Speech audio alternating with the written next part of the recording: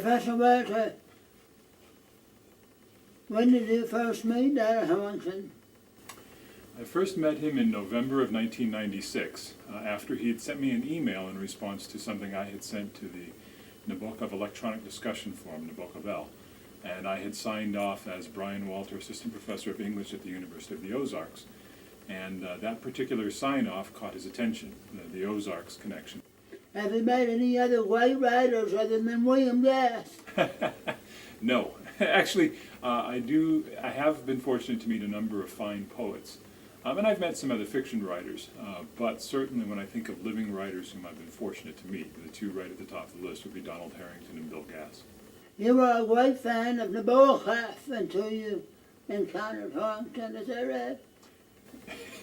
Yes, I haven't entirely ceased being a great fan of Nabokov. The wording of that question is what characteristically clever on the part of my counterpart.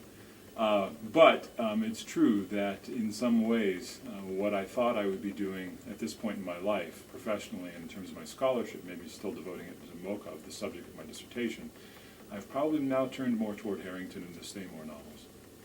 Have you ever played chess with Mr. Harington? Not a once. He's tried to entice me into it, but I know what his track record is with his computer. He just showed me his record. It's 151 wins to, I believe, 81 losses and 20 draws. And I'm afraid that I would need to practice for many months before I could get up to his level.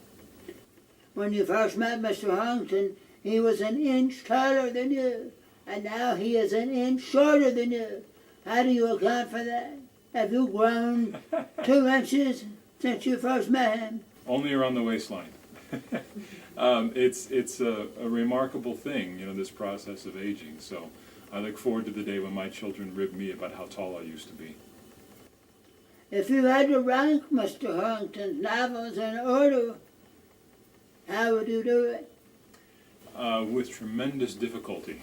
It never fails to amaze me how many of them, when I reread them, I think this one has to go right to the top of the list. It's an astonishingly uniformly powerful and I think wonderful body of work that he's managed to produce over the decades. When you gave such a glowing report on With and led Mr. Harington to believe that the editor who had called it brilliant was full of shit, were you doing that strictly as an honest opinion or because of your friendship with Mr. Harington? That was as honest an opinion as I've ever been able to muster in an email. This was, I thought, just a fantastic work of the imagination.